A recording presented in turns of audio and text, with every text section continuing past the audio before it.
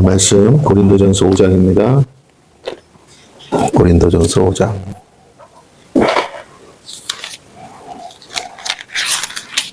고린도전서 5장.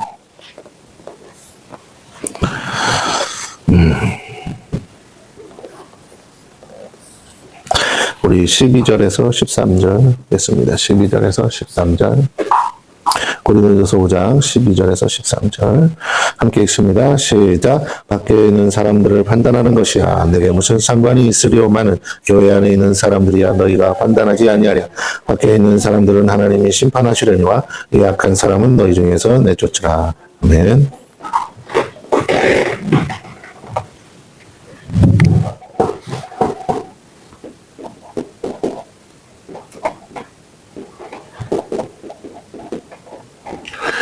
자, 오늘 내용은 교회로서의 역할 중에 권징이라고도 합니다. 권징이라고 하는 치리하는 건데 이거에 관한 내용을 다루고 있습니다. 고린도 전서에서 중요한 포인트는 천국 복음이라고 했어요. 천국 복음. 십자가의 복음은 이미 다들 갖고 있기 때문에 중요한 건 그들에게 무엇이 부족하냐? 천국 복음이 부족했다라는 거예요. 천국 복음은 다른 말로 하면 하나님 나라죠. 하나님 나라. 하나님 나라와 의에 관한 것입니다. 자, 그럼 하나님 나라와 의를 한마디로 다시 말하면 뭐가 됩니까? 통치죠. 통치. 무엇으로 통치받아요? 성령으로 통치를 받아야 된다는 거예요. 그러니까 우리가 어떤 존재가 돼야 됩니까? 영적 존재가 돼야 되죠. 영적 존재가 된다라는 말이 무슨 뜻인지 알아요? 우리 이미 거듭났잖아요. 거듭났으니까 이제 새 사람으로서 새 사람 또는 새 영이겠죠. 새 영으로서 다시 태어난 겁니다. 그러니까 다시 태어났다라는 말은 어떤 의미냐면 이제 내가 내 육신을 가지고 내 안에서 이 영이 사는 것이에요. 그러니까 진짜 살아야 될 존재는 이 새 사람이라는 것입니다. 그 전이 어떻든 간에 지금은 이제 새롭게 그리스도 안에서 새 사람으로 태어났어요. 그러므로 이 사람이 소위 말하면 지, 정, 의, 이 모든 부분에 있어서 우리가 기준이 바뀌는 거예요. 기준이 바뀐다라는 거예요. 그럼 이 부분에 있어서 기준이 어떻게 바뀌느냐? 내 안에 계신 성령에 의해서 기준이 바뀐다는 거예요. 성령이 우리를 가르치신다고 그랬어요. 가르쳐 주신다. 그런데 성령께서 우리에게 무엇을 가르치시냐? 늘 말씀드리지만 말씀으로 우리의 생각나고 기억나게 하시고 깨닫게 하셔서 우리에게 올바른 기준을 가르쳐 주시는 그 올바른 기준이 뭐예요? 하나님 나라와 의라는 거예요. 하나님 나라. 하나님의 나라의 백성으로서 어떻게 하나님 나라의 법이 있잖아요. 하나님 나라의 법이 있을 거란 말이에요. 그 법이 뭐냐라는 거예요. 물론 율법일 수도 있고 하나님 성경에 있는 말씀일 수 있어요. 또 하나님 나라의 의가 있다는 거예요. 이걸 다른 말로 조금 더 쉽게 말하면 뭐냐? 하나님이 보시기에 이걸 우리가 잘 아는 코람데오라고 하죠. 하나님 앞에서 사는 거. 하나님이 보시기에 어떠냐? 기준이 너가 되지 말고 하나님이 되라 라는 거죠. 그리고 하나님의 말씀이 기준이 되라. 나의 생각, 나의 감정, 나의 모든 지식 등등이 내가 옛사람으로 갖고 있던 그것이 기준이 되지 말고 새로운 사람이 되었는데 새 사람은 이제 막 태어났잖아요. 그러니까 아무것도 없죠. 그러니까 내 안에 있는 성령을 통해서 말씀으로 하나님의 뜻이 무엇인지 하나님의 궁극적인 뜻이죠. 뜻이 무엇인지를 깨닫는 일이 필요하다. 이게 바로 영적 존재라는 거예요. 그러니까 우리가 영으로 산다, 귀신처럼 그런 얘기가 아니에요. 이 영적이라는 의미를 자꾸 그런 식으로 하면 안 돼. 영적 존재라는 것은 이제 내 안에 계신 성령이 계시니까 하나님과의 관계가 회복되었을 때만 영적이라고 말하는 거예요. 어디로부터, 누구로부터? 빛 대신 하나님으로부터 오는 것들, 그것들이 진짜 하나님의 것이죠. 다시 말하면 하나님의 것으로 사는 것이요. 하나님의 것, 하나님으로부터 오는 것들, 그것으로 사는 거예요. 지혜든 감정이든 뭐든 내 안에 있는 영은 성령을 따라서 웃고 울고 감격하고 기뻐하고 한단 말이에요. 내 영의 반응이 내 안에 있는 성령의 뜻과 일치해요. 따로 생각할 방법이 없어요. 내 안에 있는 영은 이분이 살리시는 영이기 때문에 성령의 상태, 그러니까 성령의 마음에 따라, 성령의 그 어떠함에 따라 내 영도 똑같이 반응하게 돼 있어요. 그렇지 않으면 우리가 하나 될 수 없기 때문에. 그러므로 내 영을 따라 산다는 것 자체가 성령을 따라 사는 거예요. 그런데 내 영은 하나님의 말씀에 반대하지 않아요. 성령은 기록된 하나님의 말씀. 성령으로라는 말을 우리가 제가 늘 얘기하자면 뭐라고요? 레마라고 할 수 있다고 했죠? 이건 기록된 말씀은 뭐예요? 로고스라고 했어요. 근데 성령은 기록된 하나님의 말씀과 뭐 하지 않아요? 충돌하지 않아요. 우리가 못 깨달아서 그렇지 충돌하지 않는다. 근데 우리가 어떻게 해야 되냐면 기록된 말씀을 가지고 성령의 음성을 듣는 훈련이 돼야 된다라는 거예요. 이거 저번에 말한 것처럼 큐티하는 게 그거라는 거예요. 그러니까 우리가 뭐 신학 공부하는 건 아니니까 우리가 기록된 말씀, 이 언약의 말씀이죠. 이 말씀을 가지고 이게 법이기도 하고 이 말씀을 가지고 하나님의 뜻을 찾고 근데 그냥 우리가 인간적으로 해석하면 안 된다는 거예요. 인간적으로 해석할 수 있는 문제가 아니에요. 왜냐하면 이 성경이라는 게 너무 오래전에 쓰여진 거기 때문에 우리와의 간격이 너무 커요. 그러므로 우리가 알고 있는 오늘날의 기준과 오늘날의 문화와 오늘날의 어떤 그런 내 생각, 관념으로 이해하면 안 돼요. 그 당시에는 아무런 문제 없던 것이 오늘날 우리가 볼 때는 도덕적으로, 윤리적으로 문제가 될 수도 있는 거고, 그 당시에는 정말 문제가 심각했던 것들이 오늘날 우리에게는 아무런 문제가 되지 않을 수도 있다라는 거예요. 그러므로 우리가 다시 한번 생각해요. 그 안에서 주는 의미가 뭔지를 찾아내야 되는데, 자꾸만 액면가, 글자 그대로만 해석하려고 해서도 안 된다라는 겁니다. 그래서 로고스로만 해석하면 안 되고, 로고스의 말씀을 우리가 그 당시 역사적이고 문화적 이런 것 전체적인 부분에서 해석은 하되 로고스만으로 이해하는 게 아니라 그 로고스를 통해서 주시고자 하는 레마를 우리가 깨달아야 돼요. 그래서 이 레마가 없으면, 잘 들어서 레마가 없으면 뭐가 안 되느냐? 적용이 안 돼요, 적용이 안 돼. 잘못하면. 레마를 하려면 레마가 있으면 적용이 된다는 거예요. 언제? 오늘 지금 여기에 내 삶에 적용할 수 있는 거예요. 다른 말 응용이 되는 거예요. 응용이. 근데 이 기록된 말씀을 문자 그대로만 받아들이면 우리가 신앙생활하는데 많은 제약이 있어요. 어려워요. 그러므로 이렇게 가면 안 된다라는 거예요. 바울도 그 점을 우리에게 늘 얘기하고 있습니다. 그러므로 우리가 다시 한번 이 천국 복음에 관해서 이 교회 고린도 교회 안에 우리가 잘 아는 것처럼 성령의 역사가 얼마나 풍성했습니까? 성령의 역사. 성령의 역사가 엄청났습니다. 강력하게 임했어요. 왜? 바울이 그랬잖아요. 내가 사람의 말과 지혜로 전하지 않고 오직 성령의 나타남과 능력이라고 했어요. 성령의 나타남과 능력. 이것을 한다. 그래서 이 성령의 나타남과 능력 때문에 어떤 열매들이 있어요? 수많은 은사와 지혜가 풍성했어요. 이들 안에. 참 하나님께로부터 오는 은사와 지혜가 풍성했는데 문제는 뭐냐? 이들 안에 교회라는 공동체를 처음 해보는 거예요. 처음 하다 보니까 이게 하나님 나라인데 이 교회를 어떻게 치리하고 어떻게 끌고 가야 되는지에 대한 경험이 부족하고 그런 것에 대한 지혜가 부족했어요. 어떤 지도자가 있어서 제대로 사도와 같은 지도자들이 있어서 그 교회를 끌고 갔으면 좋겠는데 바울이 아시지만 이제 급하게 복음을 전하다 보니까 소아시아 전체의 교회를 세우기 위해서 복음을 전하다 보니까 교회 치리를 앉아서 할 수가 없는 거죠. 바울이 있었으면 이런 일 안 생겼을 거야. 바울이 자리를 비우는 상태다, 거기에 마땅한 지도자가 세워지지 않은 상태라다 보니까 교인들끼리 뭐 위아래가 없죠. 자기들끼리 그냥 갖고 있는 소견대로 가는데 문제는 뭐예요? 하나님 나라에 대한 개념 자체가 제대로 갖춰져 있지 않은, 그냥 예수 믿는다라는 공통상은 있어요. 그러니까 신앙의 고백은 같은데 이거 뭐 하나님 나라의 법을 따라 사는 것을 부족했다라는 거예요. 특히 이들 안에는 다 대부분 누구예요? 이방인이잖아요. 이방인 교회란 말이에요. 이방인 교회다 보니까 유대교의 어떤 관례나 전통이나 습관 이런 것들이 부재예요. 그럼 그들이 가지고 있는 건 뭐예요? 그들의 문화죠. 그들의 역사, 그들 안에 있는 온갖 우상을 섬기고 있었다. 그들 안에 있는 문화와 습관들이 남아있어요. 그들 안에 나름의 교리 있고 전통이 있고 도덕이 있겠죠. 하지만 그 이방인들이 세워놓은 기준과 원래 갖고 있는 하나님의 기준은 엄격하게 크게 차이가 많이 날 수밖에 없다는 거죠. 왜? 하나님은 완전하신 분이시니까. 자, 그러다 보니까 이들 안에서 문제가 생기는데 뭐예요? 이들이 볼 때 적당히 넘어갔으면 좋겠다고 생각하는 것들이 하나님이 보실 때 결코 넘어갈 수 없는 문제였다라는 거예요. 자, 그 중에 하나를 바울이 심각한 문제를 하나 가지고 옵니다. 그게 음행의 문제라고 그랬어요. 음행의 문제. 교회 안에 음행이 있다. 교회 밖에 있는 걸 얘기하는 게 아니고 교회 안에. 너희가 거듭났고 성령을 체험했는데 어찌하여 너희 안에 음행이 있느냐. 문제는 이 음행을 뭐 했다고요? 용납했다. 더 나아가서 이것을 뭐라고 할까요? 치리하지 않아. 권징하지 않았어요. 권징이라는 말을 다른 말로 하면 첫째는 뭐냐? 우리가 법에서 보면 기소한다 그러죠. 그런 것처럼 뭐냐? 죄를 지적해야 돼. 그리고 그 죄에 대해 고백하게 해야 돼. 다른 말로 인정 또는 시인.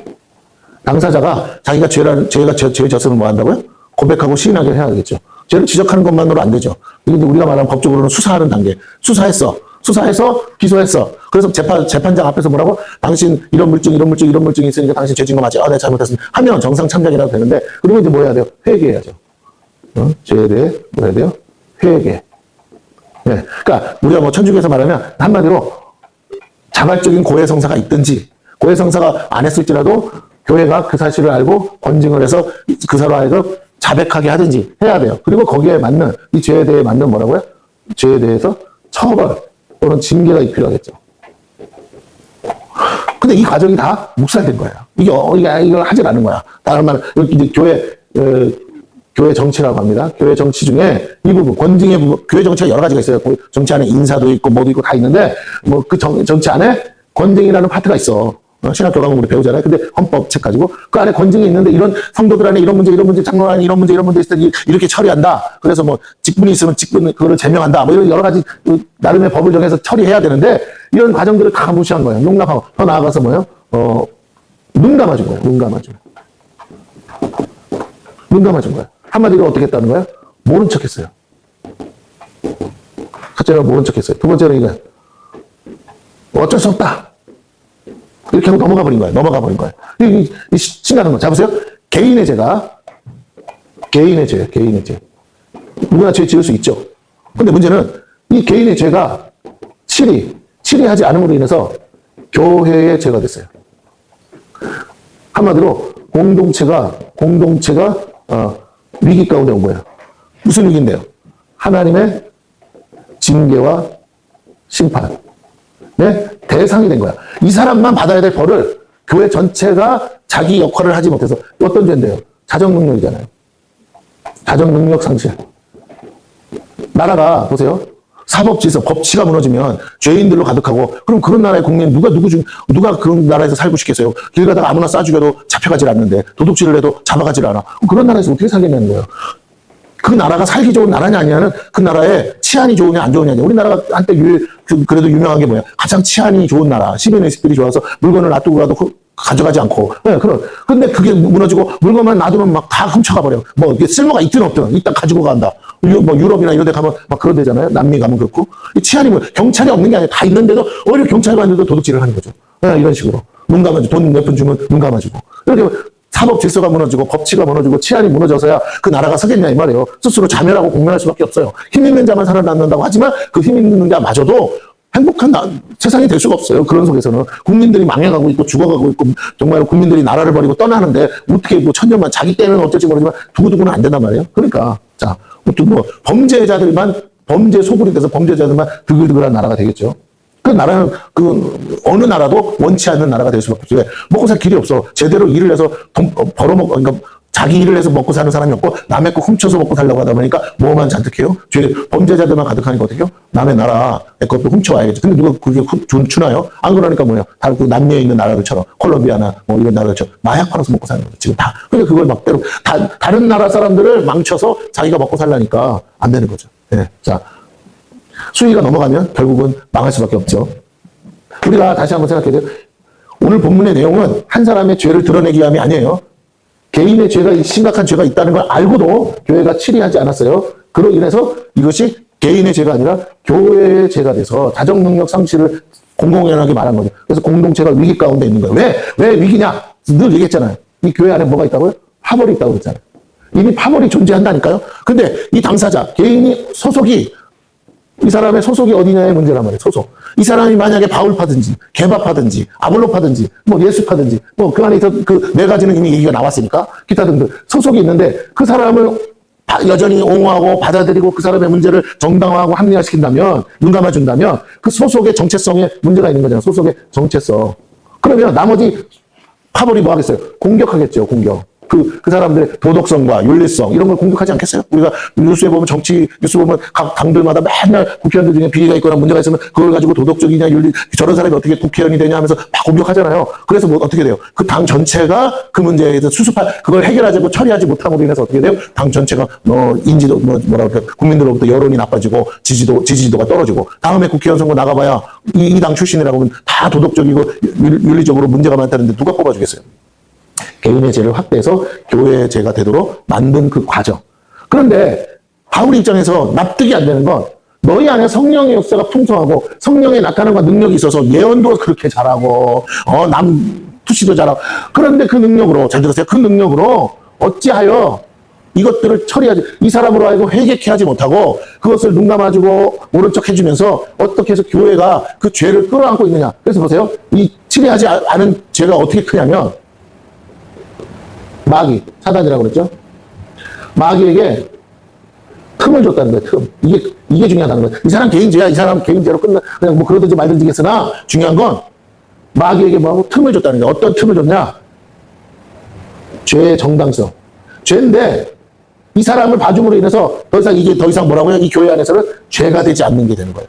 그러므로 인해서 마음껏 죄를 지어도 얼마든지 눈 감아줄 수 있는 거죠. 이 소속이 어디냐에 따라 죄인들은 어디로 피하겠어요? 다 이리로 피하겠죠. 자기 죄를 눈 감아주고 덮어달라고. 힘 있는 자에게 붙어서, 그러면 이 사람은 죄를 지었지만 교회 안에서 나름의 힘이 있고 권력이 있고 영향력이 있는 사람이었을 거예요. 그러다 보니 자기의 죄를 공공연하게 드러냈으면, 알게 되었음에도 불구하고 눈 감아주고 덮어줄 수밖에 없는 상황이었다는 것이죠. 자, 그러다 보니까 뭐 파벌 중에서도 제일 큰 파벌일 수도 있지 않겠어요? 힘으로 보자면 다른 소수 군소, 우리 정치로 말하면 군소 정당이 이 사람들을 어떻게 할 수가 없는 거죠. 우리나라 지금 상황이랑 똑같잖아요. 거대 여당이 지금 막 뭐 무소불위의 권력을 가지고 막 법안을 자기 멋대로 만들어서, 아니 자기가 만든 법에 자기가 걸리잖아요. 왜? 앞뒤가 안 맞아서. 그냥 막 그런 데도 막 해버리잖아. 뭐 숫자가 많으니까 숫자로 깡패짓을 하는 거예요. 자, 이런 것처럼 막 해버리는 거야. 그러니까 죄를 감춰주고, 다 보세요. 죄를 지은 당사자는 한 사람인데 그 죄를 감춰주고 눈 감아주고 모른 척하고 아유 저기 좋은 거야 그럼 넘어가, 이건 그 사람 문제지 하면서 난 개인사에 뭘 이렇게 끼워, 우리 교회 뭐 문제가 되는 게 아닌데, 이러면서 교회가 자정 능력을 상실하는데, 이렇게 되면 어떤 문제가 되냐, 파벌에 의해서 결국은 교회가 찢어지고 나눠질 수밖에 없는 빌미를 제공하는 거야. 이 길도 나빠.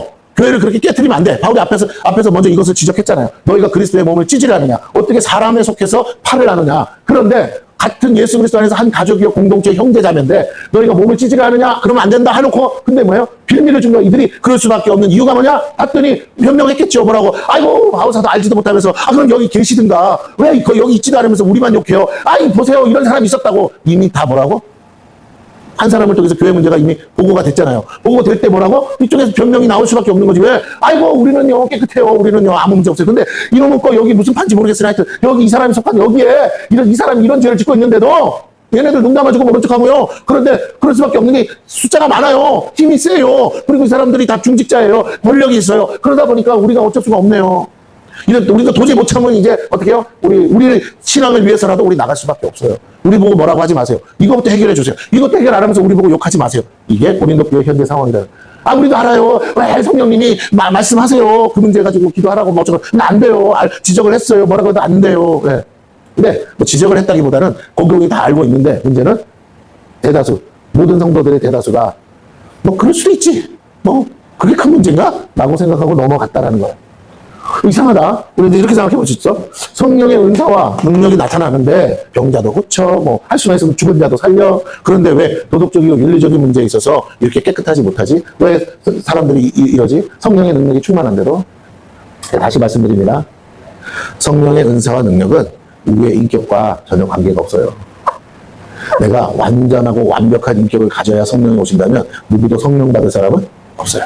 성령을 처음으로 경험하고 성령 충만을 받을 때 그 성령께서 오셔서 하는 일이 뭐라고? 회개의 영이라고 그랬잖아요. 그런데 성령이 받고 은사가 충만하다고 해서, 잘 들으세요, 교회를 세우기 위해서 주시는 은사이지만, 그렇다고 해서 병자가 오면 나아야죠. 그 사람이 도덕적이고 윤리적이고 완벽하냐, 그걸 따지고 있으면 안 되죠. 죽는데 꼴딱꼴딱 숨 넘어가는데 당신 죄 졌어 안 졌어, 자백해, 회개, 뭐 이러고 있을 시간이 어딨어. 그건 살리고 보는 거지. 살리고 난 다음에 차차차차 물어가야 되고 스스로가 깨닫고 반성하고 하나님 앞에 회개해야 될 문제죠. 그러나 보세요, 그렇게 성령이 충만해서 능력이 충만한 죽은 사람까지 살리는 능력이 있다 하더라도, 그건 성령께서 하시는, 제가 이제 성령이 하시는 일이고, 나를 도구 삼아, 나를 통로 삼아 하나님이 일하신 거고, 너의 도덕성, 너의 윤리, 의식, 그리고 너의 그 인성, 인격은 별개다.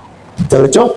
설령 성령 받고 죄를 지어도 하나님의 은사는 나타난다. 왜? 그 은사의 대상 때문에. 이 대상을 긍휼히 여기시는 하나님이 이 은사를 누군가가 죄 없는 사람이 했으면 좋겠는데 지금 당장 없어. 그래서 이 죄인이 그 능력을 가졌는데 하나님이 이 영혼을 사랑하셔서 뭐라고요? 그래, 어쩔 수 없다. 네 회개할 기회를 주되 지금 당장은 네 손을 통해서 내가 이 은사를 통해 이 영혼을 살려야겠다라고 생각하시면 얼마든지 당장은 쓰실 수 있고, 하나님은 뭘 주신다고? 회개의 기회를 주신다고요. 근데 이 사람이 끝까지 어느 타이밍이 됐어. 이제 바톤을 이어서 이 사람 말고도 다른 은사자가 나타났다. 못 쳐요. 그러면 하나님은 이 사람을 통로로 삼지 않아도 되는 상황이 되면 이 회개할 기회를 박탈하셔요. 그리고 하나님의 영광, 성령이 거두어지고 은사도 거두어지고 이 사람을 하나님이 치리하시겠죠. 직접. 자, 그러니까 하나님은 언제나 우리에게 회개할 기회는 주셔. 은사가 나타난다고 나는 회개 안 해도 되냐? 그런 말이 아니에요. 죄는 죄예요. 그런데 이 은사가 나타나는 것도 나타나는 건 별개고. 그러므로 목사가 설교를 잘한다고 해서 죄 없다고 할 수 없잖아요. 네? 목사가 강단에서 그렇게 따지면 설교할 수 있는 목사가 있어 없어? 이 세상에 아무도 없어. 역할이야. 그리고 아우 저분 무슨 죄졌는지 난 알아. 근데 설교는 기가 막혀. 눈물 콧물 다 성도들이 다 뒤집어지고 여전히 은혜를 받고 저 목사님에 대해서 모르는 사람들 얘기하는 거야. 모르는 사람들은 여전히 은혜 받고 막 성령이 역사하고 회개가 터지고 구원받고 난리가 나. 그럼 난 알아. 난 아니까 마음이 안 열려. 안 열리니까 은혜가 없어. 어떻게 하나님 이러실 수 있지? 저런 사람을 죄 좀. 아니 그 사람 위해서가 아니라 그 영혼을 위해서 하나님이 쓰신다고요. 왜? 당장 목사를 바꿀 수는 없는 거니까. 그게 만천에 드러난 게 아니라면. 그래서 하나님 그냥 여전히 그 목회자한테 원하는 건 뭐라고요? 계속 회개할 기회를 주신다고요. 그리고 이제 하나님이 말씀하시겠죠. 어떤 방법으로든. 자, 그래요. 자, 문제는 오늘 바울이 얘기하는 거예요. 개인의 문제가 교회 공동체의 문제가 될 때까지 그것이 골마 터져서 될 때까지 너희가 어떻게 잠잠할 수 있느냐, 가만히 있을 수 있느냐. 거기에는 잘 들으세요. 뭐가 있냐? 교회 안에 헤게모니가 있었다는 거예요. 네. 그리고 도덕적, 논리적 회의가 있었던 거죠. 이게 무슨 말이냐? 하나님의 나라의 기준, 하나님의 법의 기준으로 살지 않아. 성령의 능력은 취했는데 성령께서 주시는 지혜, 마음의 그 법으로는 살지 않았다. 원래 이방인들이니까 하나님 말씀 모르죠. 누군가가 하나님 말씀을 가르쳐야 돼. 그러면 적어도 로마서에 보면 바울이 뭐라고 그래요? 너에게 말씀은 없지만 너의 양심이 있지 않냐? 양심의 법으로도 이건 아니지라고 말하는 거예요. 그 사람들의 문화나 전통을 봤을 때 어느 정도 용납할 수 있는 것도 있을 수 있겠어요. 바울은 거기까지 얘기하는 게 아니라 야 근데 이건 아니지 라고 바울이 말했다는 거예요. 그 문제를 어떻게 너희들이 용납을 하냐? 야 저 세상 사람이 볼 때 너희가 그런 죄를 용납하면 너희가 뭐가 되냐? 그러면 하나님의 영광이 뭐가 되냐? 어떻게 복음이 전파될 수 있냐? 영혼을 구원할 수 있냐? 너희가 믿는 하나님이 그 정도밖에 안 되는 하나님인데 누가 믿겠느냐? 세상 사람도 받아들일 수 없는 문제인데 라고 바울이 지금 말하고 있어요. 그러면서 그걸 뭐라고 말하냐? 누룩. 근데 무슨 누룩? 묵은 누룩이다라고 오늘 표현하고 있어요. 그래서 그 묵은 누룩을 뭐야? 내버리라. 그러면 묵은 누룩이 누구예요? 아까 그 죄인. 그 죄인이 어떻게 하라고요? 내버려. 출교하라. 예수를 믿고 말고는 누구의 문제예요? 개인의 문제. 그러나 교회 공동체랑 같이 가냐 마냐의 문제는 뭐예요? 교회의 문제. 그래서 뭐라고? 이 죄인을 교회 공동체 안에서 내보내요. 이유는 뭐야? 누룩이야. 그 적은 누룩이 온 덩어리. 온 덩어리라고 표현해요. 온 교회를 다 물들어서 결국 죄에 대해서 죄에 대한 그 감각을 떨어뜨려서, 잘 보세요. 선한 양심이 어떤 양심인데요? 화인 맞은 양심이 전혀 죄책감 느끼지 않게 하는. 자, 아까도 유튜브를 보다가 어느 목사님이 설교하는 내용이었어요. 복음에 대해서 설교한다고 해서, 목사님 보니까 굉장히 인텔리하고 온유하시고 말씀도 좋은 거 아주 잘하죠. 그냥 이렇게 보면 참 인자한 느낌이 막 절로 나와. 그 모습에서. 그래도 좋다. 설교 잘하시는 것 같은데. 쭉 들었어. 앞에 쭉 듣고 있는데 무슨 간증을 하셔요. 자기가 복음 전도를 열심히 했대. 처음에 청년 때 전도사 돼가지고. 근데 성도님이 자기네 집에 와서 자기 어머니한테 이것을 좀 전해달래. 말씀 전해달래. 너무 좋다고. 그래서 전화를 갔대. 그랬더니 이 어머니가 너무 감사하다고. 너무 좀 멀리 떨어진 곳이었는데 보통은 이제 신방 갈 수 없는 거리인데 가서 친정 어머니 댁이랑 꼭 좀 부탁한다고 가서 신방을 했어요. 이 집사님이 데리고 가서. 그랬더니 이 어머니가 뭐라고 하느냐? 자기 아는 분이 있는데 저 산꼭대기에 교회가 하나 있는데 이 교회를 다니신대. 여기 사신대. 이분한테 꼭 이 말씀을 전해줬으면 좋겠다. 내가 너무 이 말씀에 감격했다. 근데 이분이 그 말씀을 가서 전해서 들었어요. 듣고는 하는 말이 이분이 말하면 전사님 참 고맙다고 여기까지 오셔서 감사하고 내가 참 전사님 보면서 내가 은혜를 받는다. 그런데 전사님이 전한 말씀은 저 같은 사람한테는 참 감격스러운 말씀인 것 같아요. 근데 그거는 젊은 사람들한테는, 혈기왕성한 젊은 사람들한테는 합당하지 않은 말씀인 것 같아요. 위험한 말씀이세요. 이건 그렇게 전하시면 안 될 것 같아요. 그러고 거부하더라는 거예요. 내가 보니까 이야기를 다 듣고 보니까 이분은 정통 교회를 다니는 분, 그래도 신앙심이 교회 다니는 분이야. 교회 다니는 분한테 가서 전도를 했다니까. 그냥 뭔가 이상하다 내용이 했더니 구원파야. 교회 사이트를 들어갔더니 박옥수가 나와. 교회 이름을 봤더니 기쁜 소식 대전에 있는 한박교회 이렇게 돼 있더라고요. 교회도 커요. 성도도 많고. 그런데 얘기는 교회 다니다. 말든 자기 막 가서 막 전도한다는 거예요. 이 교리가 다르니까. 그러면서 자기도 이런 얘기를 처음 들었다는 거야, 그때. 왜? 그러면서 내가 전하는 복음이 젊은 혈기왕성한 젊은이들에게 그 젊은이들은 뭐라고? 당신이 말한 대로라면 예수 믿고 예수만 믿으면 모든 죄가 다 사해졌다며 그러면 그 혈기 많은 사람들은 어떻게 하겠느냐? 막 죄 짓지 않겠느냐? 어차피 용서 받았는데 그러니 그런 사람들한테 전하지 말아라 라고 이 할머니가 권면을 하더라는 거예요. 자기도 그걸 가지고 돌아와서 고민을 했다는 거예요. 근데 그 이야기는 더 이상 듣지 않았어요. 그래봐야 고음파 얘기니까. 자, 제가 무슨 말씀을 드리고 싶으냐. 도덕적이고 윤리적 해이가 오면 정답, 교리를 바꾸든지 교리를 바꿔. 아니면 어떻게 해요? 그거를 죄를 죄라고 하지 않아서 정당화시키고 합리화시켜버려요. 자, 그걸 어떤 이유도 갖다 붙이면 그럴 수 있어요. 오늘날 어떤 목사는 하나님은 사랑이시라. 하나님은 누구도 사랑하신다? 동성애자도 사랑하신다. 하나님은 동성애자도 사랑하시기 때문에 동성애자가 교회하는 걸 막으면 되냐? 그 사람들도 구원시켜야지. 네. 근데 문제는 뭐냐면 동성애 자체를 그냥 그들의 성적인 기호니까 인정해달라는 거예요. 교회에 나도 가고 싶으니까. 아니, 그러면 우리는 이렇게 말, 그럼 니들끼리 만들어서 해, 교회. 그런 목사 세워서 하라고. 왜 기성교회 오려고 그래? 우리는 인정 못 하겠다고. 우리는 용납 안 한다고. 우리도 우리만의 자유가 있고 우리만의 룰이 있어. 왜 니네 것을 우리한테 강요해? 우리는 틀렸다고 말하든 말든 상관없는데 우리가 틀렸다고 생각하면 나가서 해차려. 그런데 뭐라고요? 자꾸 이런 사람들은 어디로 들어오려고 한다? 교회 안으로 자꾸 들어와서 이 잘 믿고 있는 교인들을 유혹해서 어떻게 해요? 자기네들의 그 상황으로 끌고 가려고 하는 것이 문제. 오늘 이 본문의 내용을 바울이 굉장히 뭐라 그럴까요? 화를 내면서 질타하는 이유가 뭐냐? 너희가 어떻게 하나님의 교회와 그리스도의 몸된 교회를 이렇게 암덩어리 같은 이런 잘못된 사람들을 용납함으로 인해서 죄가 더 이상 죄가 되지 않고 이제는 죄를 죄라고 말하지도 못하게 되고 그래서 어떻게 죄를 용납함으로 모든 사람이 그 죄뿐만 아니라 모든 사람이 죄에 대해 자유하게 만드느냐 그거 하나를 치리를 못하느냐 6장에 가면 이제 또 그걸 확장해서 얘기를 합니다. 어쨌든 그 얘기를 하는 거예요. 자, 그래서 본문으로 돌아가서 얘기하고 마칠게요. 자, 너희 중에 심지어 음행이 있다함을 들으니 그 음행은 그래요. 음행이 있대, 음행이야. 그런데 뭐라고요? 어떤 음행이냐? 이방인 중에서도 용납된, 이방인 중에서도 그렇게 나오죠? 자, 이방인 중에서도 없는 것이라 그래. 이방인들도 그렇진 않아, 야. 아무리 죄를 져도 이방인들도 그건 용납 안 해. 이방인들도 그런 죄는 안 짓더라, 야. 하는 거예요. 그게 무슨 상관이, 무슨 죄냐 했더니 근친 상관.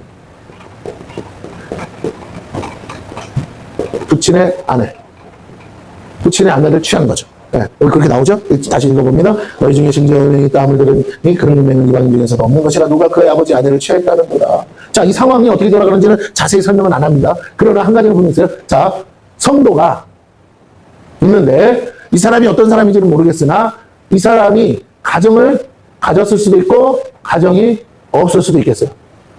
근데 이 사람에게 의무가 있어. 무슨 의무가 있냐? 부양의 의무가 있어요. 부양.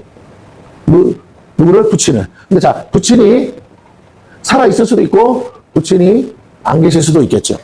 자, 그러면 부친이 살아계신데도 부친의 아내, 새엄마잖아. 왜? 새엄마이고 젊은 엄마인 거야.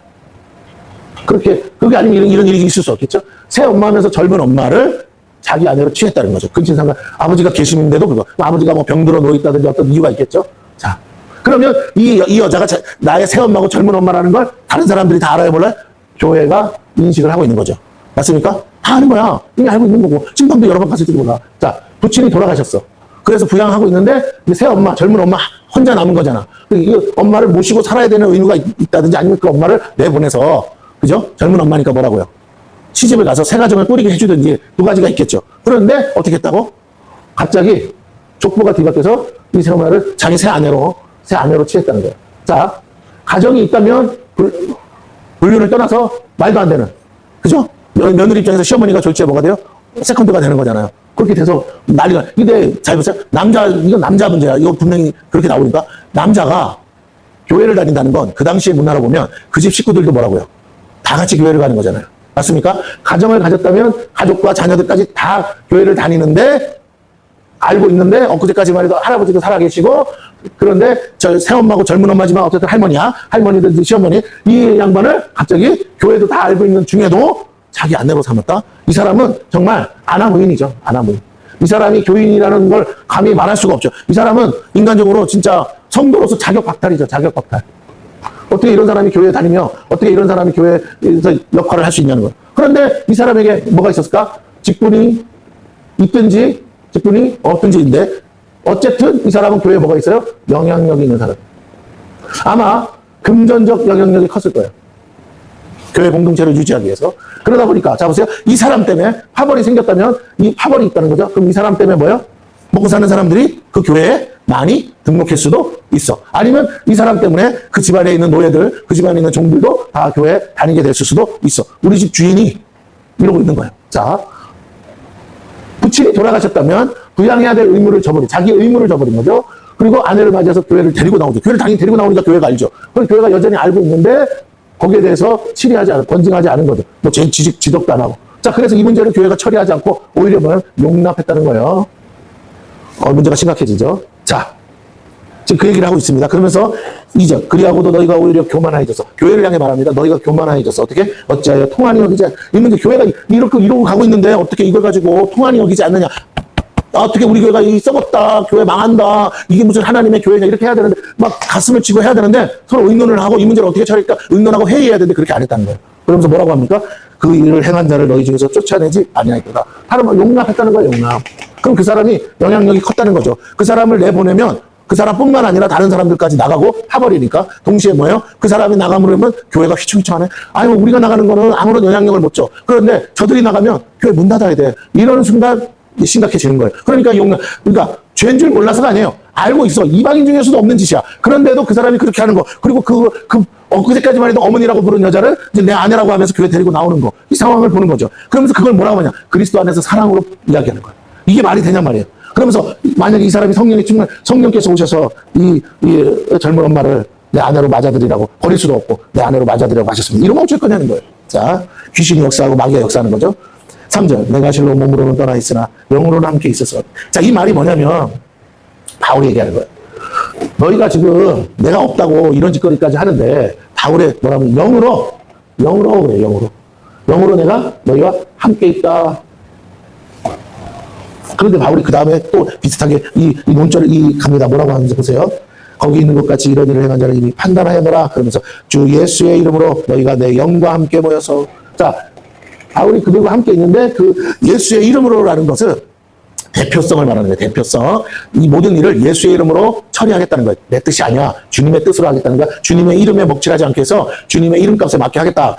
대표성을 가지고 담임 목사가 치리하듯이 대표성을 교회 이름으로 이런 뜻과 같은 거예요. 그렇게 치리하겠다고 하면서 뭐라고 하느냐. 이렇게 내 영과 함께 모여서 그러고 기도했다는 이 문제를 놓고 우리 같이 기도해보자 해서 기도했다는 거예요.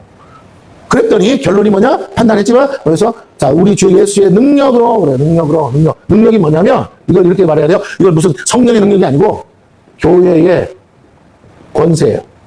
무슨 권세? 치리하는, 권징할 수 있는 권세로라는 거예요. 이해가 되십니까? 담임 목사가 어느 장로님이 잘못했으면 장로님 이제 장로님 집 박탈합니다. 이렇게 하듯이 그 권세를 말하는 거예요. 하나님으로부터 부여된, 교회에 부여된 그 권세를 가지고, 이거 지금 무슨 뭐 영적으로 그런 게 아니고, 이 영이라는 말을 영으로 했다는 건 기도했다는 거고, 이 문제를 내가 멀리 있지만, 내가 멀리 있음에도 너희랑 같이 기도하면서 이 문제를 하나님 앞에서 기도했고, 내가 답을 들었고, 그래서 내가 교회 이름으로 이 문제에 대해서 답 줄게. 야, 이렇게 하고 결론이 났다는 거예요. 그리고 그 결론에 대해서 다른 사람들도 동의한다는 겁니다. 그러면서 이렇게 말하는 거예요. 5절, 이런 자를 사탄에게 내주었으니, 이는 육신은 멸하고, 영은 주 예수의 날에 구원을 받게 하려면. 이 말은 뭐냐면 교회 공동체 안에서 출교시키자가 된 거예요. 이 죄는 용납할 수 없다. 출교시켜야 된다. 출교의 근거가 뭐냐라는 거예요. 죄를 지었기 때문이냐? 아니에요. 회개하지 않아서요. 회개하지 않았다는 내용이 뭐예요? 이걸 바꿔야 되는데 안 바꿨다는 거야. 자기의 삶은 이 문제를 결코 이 사람은 나 이 안에 못 버려요. 나 이거 원상 복귀 못해요. 나 이렇게 내가 좋아서 이 사람도 나 좋아하고 나도 좋아하고 우리 그냥 이렇게 살 거예요. 그럼 어떻게 해야 돼? 내보내야지. 그렇게 됐다는 거야. 이 사람이 뭐 하지 않아서 그 문제로 회개하지 않았어. 그래서 이 말이 좀 어렵지만 이 사람, 이런 짓을 하는 이 사람은 어떻게 한다고? 사탄에게 내주는 거죠. 출교, 공동체 안에서, 교회 안에서 내보내는 거니까 출교하는 그 자체가 뭐예요? 사탄에게 뺏기듯이 내보낸 거야. 이미 사탄에게 물들었으니까. 이걸 더 이상 놔뒀다. 잘 보세요. 이걸 더 이상 놔뒀다가 교회 전체가 물들어 버리니까 이 누룩을 제거해야 돼. 이 암덩어리를 제거해야 돼. 그러니까 출교시킨다. 그렇지만 뭐라고요? 이렇게 말하죠. 영은 어떻게 한다? 영은 자, 언제? 잘 보세요. 육신은 멸하게 돼 있죠. 그리고 주 예수의 날에, 그 날이 언제예요? 주님 앞에 서서 심판받는 그 날에 구원을 받게 하려 합니다. 이 말은 뭐냐면, 교회가 구원받아야 되잖아. 네? 이 개인의 문제가 아니고 뭐라고요? 교회가. 자, 보세요. 다시. 이런 자를 사탄에게 내주었으니, 누가 내줬냐고. 주어가 빠지면 안 돼. 여기 이런 자를 목적어야. 그럼 이런 자를 누가 내줬어요? 교회가 내줬다고. 그래서 주 예수의 이름으로, 4절에 주 예수의 이름으로 너희가 내 영과 함께 모여서 그러니까 이게 교회잖아, 교회. 맞아요? 이 교회가 예수의 능력으로 우리에게 부여된 권한으로 어떻게 했다는 거예요? 이런 자를 사탄에게 내줬다. 한마디로 출교시켰다. 마음 아프지만 출교시켰다. 왜? 그 사람이 굳고 회개하지 않으니까. 그래서 그 육신은 멸하고 어차피 다 죽지만 멸하고 영은 주 예수의 날에 구원을 받게 함이라. 이 말은 뭐냐면 우리 교회는 뭐 해야 돼? 살려야지. 우리가 이걸 처리 안 하면 어떻게 되는데요? 그 사람 하나를 받아들이고 그래서 우리도 도매급으로 어떻게 된다? 다? 그거 그래도 되는 거 아니야? 하는 순간 우리가 그렇게 믿고 그렇게 살면 같이 지옥으로 가는 거야. 이게 소경이 소경으로 인도하는 꼬라지가 되는 거예요. 예수님, 보세요. 말이 아다르고다르지만 그냥 비스무리하다고 넘어가면 안 된다. 그래서 이런 걸 가지고 목숨 걸고 막 싸우잖아요, 목사님들이. 예수 믿으면 과거, 현재, 미래 모든 죄가 사함을 받았습니다. 맞는 말 같아. 그럴싸한 것 같아. 여러분이 이제 모든 죄가 다 사함 받았습니다. 그 말이 그 말 아니에요? 아니에요. 과거에 지은 죄, 오늘 지은 죄 내가 깨닫고 회개하면, 죄인 줄 몰랐다가 회개하면 하나님이 뭐라고요? 용서하세요. 담배 피우는 거 죄인 줄 몰랐다가 회개하면 용서하세요. 술 먹는 거 죄인 줄 몰랐다가 회개하면 용서하세요. 이렇게 사는 거 내 마음대로 이렇게 살아도, 나 좋은 대로 살아도, 이거 버립니까, 여자를? 막 이렇게 할 수는 없잖아요. 그냥 데리고 사는 게 낫지. 이 젊은 여자 가서 어떻게 먹고 삽니까? 막 이러면서. 이 여자가 만약에 애를 낳았어. 아니면 이런 거야. 아버지랑 살다가 애를 낳았으니까 뭐라고? 자기 사촌이잖아. 맞죠? 그럼 버립니까? 내가 부양해야죠? 하는데 이 여자를 데리고 사는 거죠. 또 아니면 알고 봤더니 뭐라고요? 아버지가 돌아가셨는데 이 여자가 호롤 단신이야. 그런데 교회를 다니는데 갑자기 어느 날 이 여자가 애를 해가지고 다녀. 그럼 뭐예요? 말이 안 되잖아. 이 여자가 불륜을 저지른 것밖에 안 되잖아. 알고 봤더니 근데 이 남자가 뭐라고? 그냥 아무렇지 않고 덮고 사네. 알고 봤더니 자기 애야. 이 문제가 생각하잖아. 이런 일이, 이 일이 어느 날 갑자기 하루 만에 딱 일어나서 된 일이 아니라 오래도록 이게 불거져서 교회에 심각한 문제가 되고 결국 교회 파벌의 이유가 사실은 다른 이유인데 그 모두가 교회가 총체적 문제를 가지고 있는데 이 건 하나 가지고 우리가 당연히 나눠줘야 된다라고 빌미를 제공하고 이유를 달고 그래서 자기를 합리화하고 있더라는 거예요. 이 사람 하나 때문에. 그래서 뭐라고? 너희가 이 문제 하나도 처리 못해? 그러면서 이걸 가지고 교회를 갈라서야겠어? 라는 거예요. 앞에 예언과 문맥상 보면 이 문제는 그냥 가서 쫓아내면 끝나는 문제야. 그러나 바울이 얘기하고 싶은 거 너희 전체가 다 문제가 심각해. 그런데 너희가 이걸 가지고 이 사건을 하나 가지고 뭐 하느냐면 마치 쟤네는 나쁘고 나는 옳아서 쟤네들 때문에 쟤네가 안 나가니까 그럼 우리가 나가야겠다고 하고 말하고 있는 그 변명거리를 더 이상 들어줄 수 없다는 거예요. 너희 교회가 그 정도도 하나 처리 못하느냐 이거예요. 그러면서 자 보세요. 너희가 자랑하는 것이 옳지 않다. 너희가 성령 받았어, 능력 받았어, 병자를 고쳐, 마귀를 쫓아내, 에라이 이렇게 얘기하는 거예요. 야, 눈앞에 죄인이 있고, 눈앞에 죄가 있겠고, 이게 너무나 이방인들도 용납하지 않는 죄. 이방인의 기준으로 봐도, 이방인에서도 때려 죽일 놈이고, 돌 맞아 죽일 놈이고, 감옥에 쳐놓을 놈이야. 이런 호로 자식이 어딨냐고. 이런데도 네 교회가 그걸 용납해? 그거 하나님의 뜻이라고? 하나님의 사랑이라고? 말도 안 되는 소리 하지 마. 그러면서 그 얘기를 하잖아요. 갑자기 뭐라고 해요? 적은 누룩이 온 덩어리에 퍼지는 것을 알지. 이게 핵심이라고, 오늘 본문의 핵심은. 너희의 개인적인 죄를 용납함으로 인해서 용서하는 것과 눈 감아주고 모른 척 하는 건 다른다고요. 이 사람은 여전히 지금 이 문제를 해결하지 않고 그 여자를 데리고 교회 내 아내인 것처럼 데리고 다니면서 있다고. 그죠?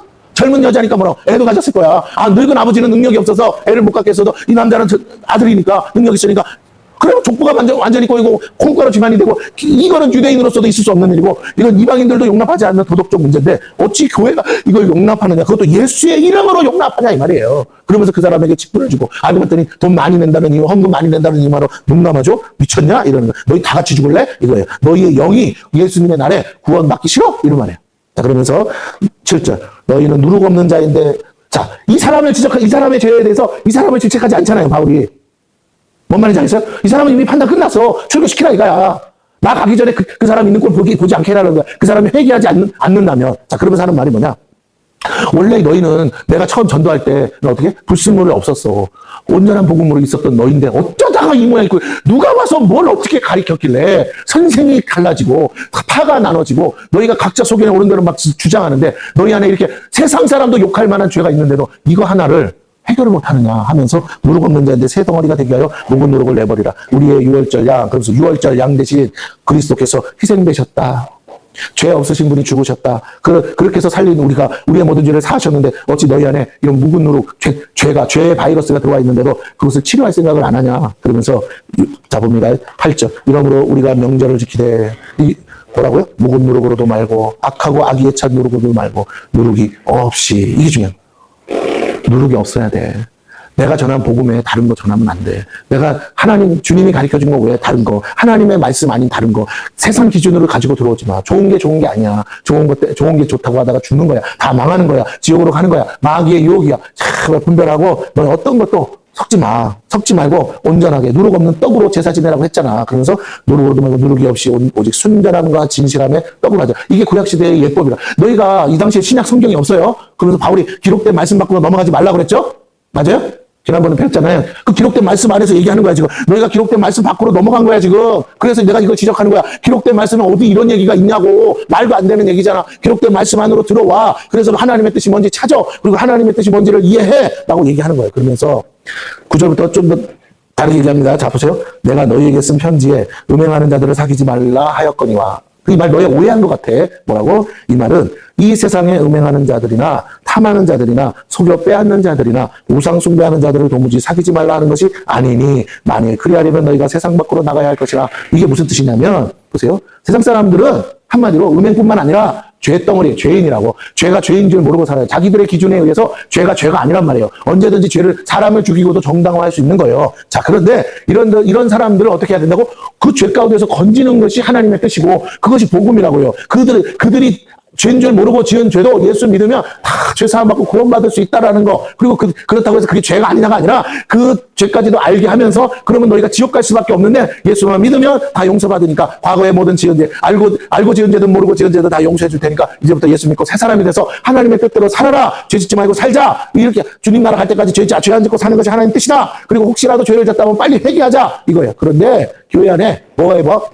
다들 교회 안에 무슨 법? 회개의 법이 사라지면 교회가 심판을 받는다는 게 오늘 바울의 결론이에요. 회개의 법을 하기 위해서 뭐 해야 된다고요? 권징을 해야 된다.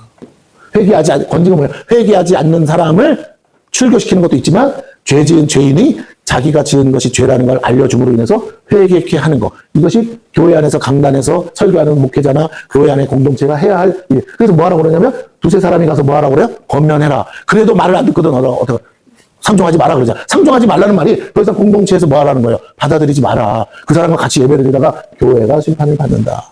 라는 거예요. 자, 그러면서 이렇게 말합니다.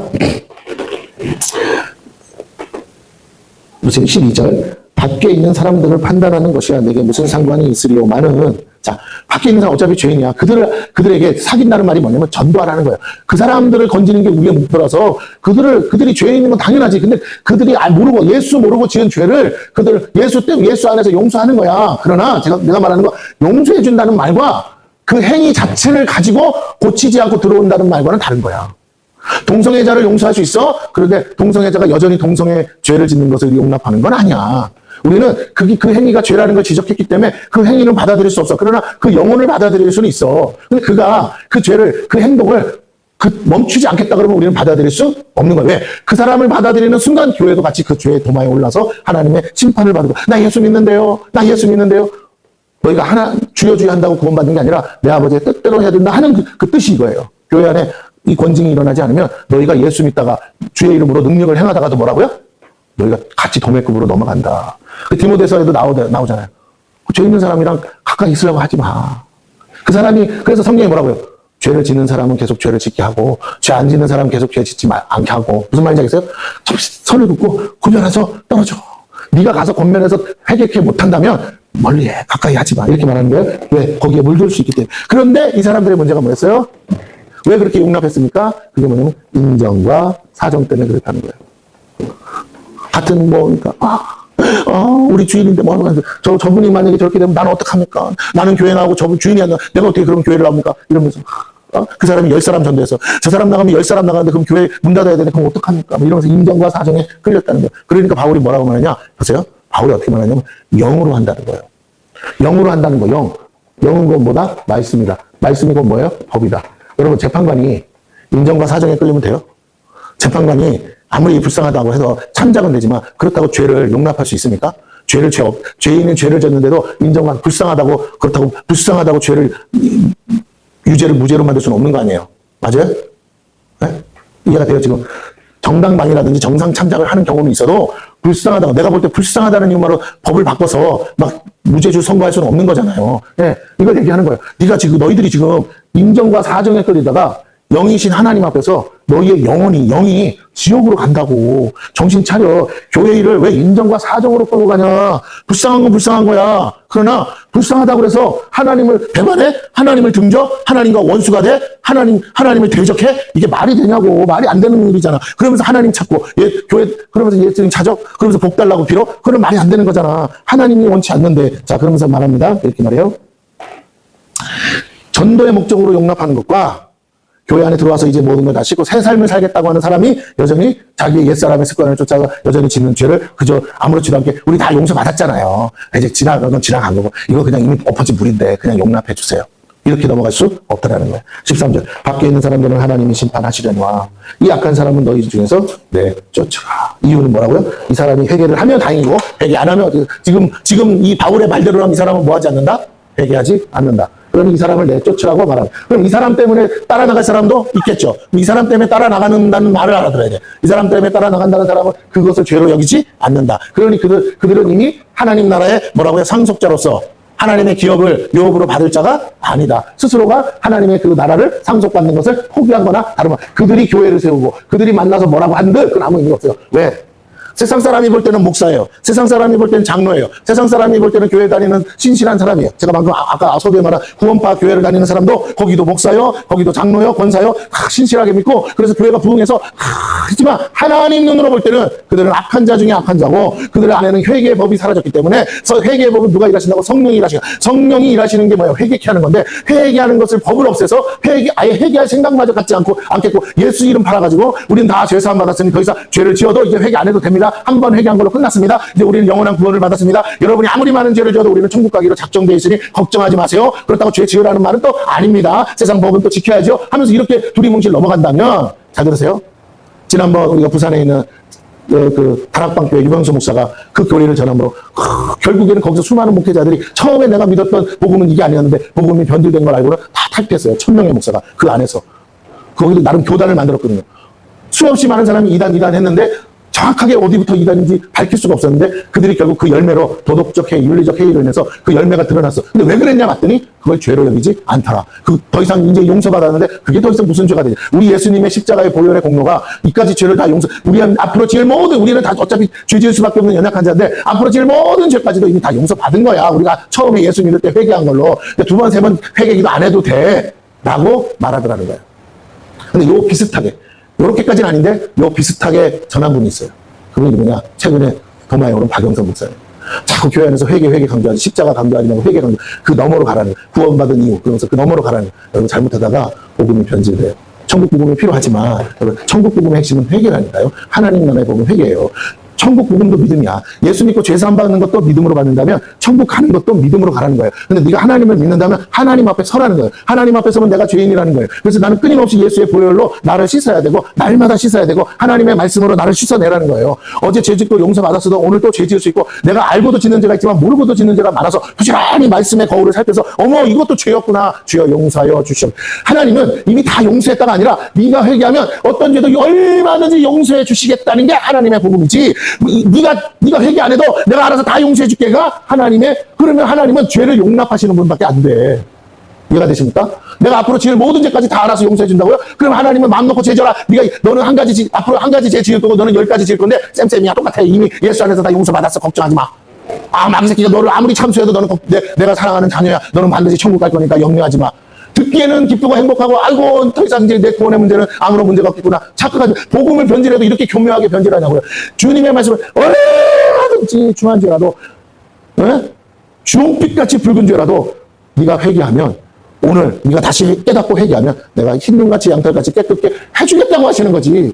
하나님을 믿는 신앙은요 과거도 아니에요. 과거의 믿음으로 사는 게 아니고 앞으로 믿을 거예요. 걱정하지 마세요. 이거로 사는 게 아니고 오늘 내가 하나님 앞에 서게 된다면 오늘 내가 그 믿음을 갖고 있느냐로 가는 거예요. 그러니까 내가 오늘 회개하는 거야.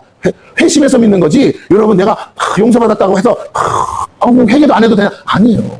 예수 믿는다는 말을 예수님이 나를 위해서 대신 십자가에 죽었다는 거, 나의 죄 때문에 죽었다는 거고, 그럼 내가 죄가 있다는 거고, 내가 죄가 있다는 걸 인정하는 거고, 내 죄가 뭔지를 깨닫는 거고, 내가 예수 믿지 않았던 게 죄요, 하나님 뜻대로 살지 않았던 게 죄요, 하나님의 법대로 살지 않은 게 죄라는 걸 인정하고 시인하고 고백하고 자백하는 건데, 거기에 왜 어찌 회개가 없냐 이 말이에요. 예수를 영접하는 그 과정 자체가 회심인데, 회심 없는 영접은 없단 말이에요. 그런데 복음이 변질되면요, 회심 없는, 회개 없는 영접을 가르친다니까. 그리고는 믿기만 하래요. 그건 믿음 아니에요. 그걸 뭐라고 하냐, 자기 믿음이라고 그러는 거야. 자기 확신.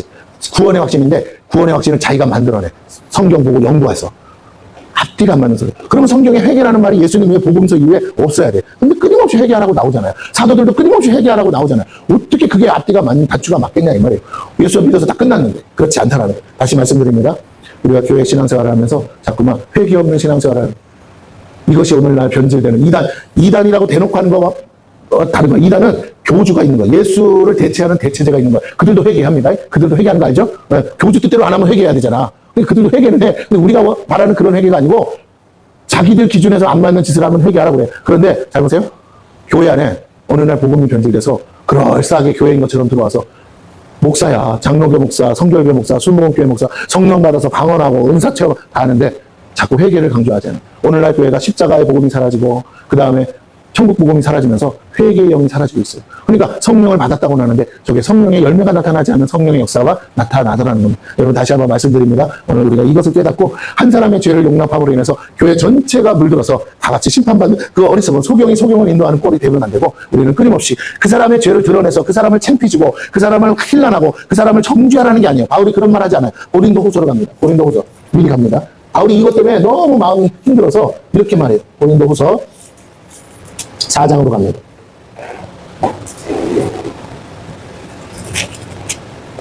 아니, 2장으로 갑니다. 2장 5절부터 봅니다. 이 문제 때문에 이 편지를, 고린도 전서를 편지하고 나서 바울이 마음이 너무 힘들어요. 왜? 교인들이 근심하니까. 그래서 5절부터 봅니다. 근심하게 한 자가 있어서, 이 사람 말하는 거예요. 근친상간한 사람, 나를 근심하게 한 것이 아니요 어느 정도 너희 모두를 근심하게 한 거야. 왜? 인정과 사정에 다 묶여 있으니까. 어느 정도라 하면 내가 너무 지나치게 말하지 아니하려 함이라. 이러한 사람은 많은 사람에게서 벌받는 것이 마땅하더라. 그런즉 너희는 차라리 그를 용서하고 위로할 것. 그러나 그가 회개한다면 용서하고 위로해야죠. 그가 너무 많은 근심에 잠길까 두려워하노라. 근데 알고 고린도 후서를 쓸 때 보니까 이 사람이 아마 회개를 했나 봐. 그 문제를 깨닫고, 그러므로 너희를 권하노니 사랑을 그들에게 나타내라. 회개했다면 얼마든지 용서하라는 거예요. 원수까지도. 그러나 회개하지 않았다면 출교하라는 거야. 출교하라고 말했지만 출교가 안 된 거야. 그럼 무슨 말이냐? 이 사람이 깨닫고, 그제서 깨닫고 회개했다는 거죠. 그러니까 뭐예요? 더 이상 질책하지 마. 더 이상 그 죄 드러내지 마. 더 이상 그거 가지고 문제 삼지 마. 용서해라. 그가 회개했으니까. 그러면서 9절 보세요. 뭐라고 그래요?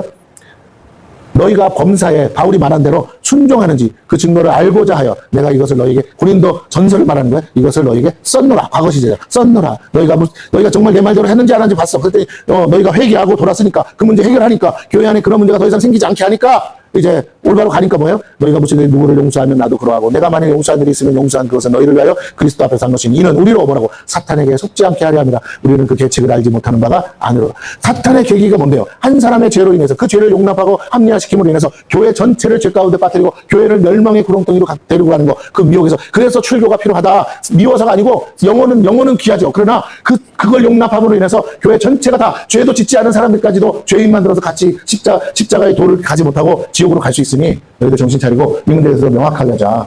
순전하고 진실함으로 믿어야 돼. 그런데 자꾸 그렇게 좋은 게 좋은 거다. 아이고 어쩔 수 없는 거죠. 아유 세상이 바뀌었는데 이 정도는 좀 눈 감아줄 수 있는 거 아니겠어요? 하고 넘어가려고 하지 말아라 라고 오늘 바울 사도께서 우리에게, 아유 그럼 누가 있습니까? 그럼 교회를 누가 다녀요? 라고 하겠어요. 그래서 말하는 거예요. 어느 날 하나님께서 대형교회나 성도들이 많은 교회를 향해서 뭐라고 말하냐, 이렇게 말하는 거예요. 너희 사람 많은 거 자랑하는 거잖아요. 오늘 고린도 교회도 자랑하는데 너희가 그 자랑이 옳지 않다. 왜? 너희 안에 용납하지 말아야 될 것들을 용납하고 있다. 세상도 용납하지 않는 사람들을 지금 너희가 용납하고 있다라고 말하는 거예요. 그래서 범죄자들이 두글두글하는데 그 범죄자들이 범죄, 불법을 저지른 것을 하나님의 축복이라고 속이고, 하나님의 응답이라고 속이고, 하나님의 은혜라고 속이면서 교회 안에서 돈을 많이 가지고, 그래서 마치 축복받은 것처럼 성공한 것처럼 하면서 속이고 있더라는 거예요. 여러분 조심해야 됩니다. 오늘 한국 교회가 이렇게 무너져서는 안 될 줄 믿습니다. 우리부터 정신 차리고 바로 서기를 축원하겠습니다.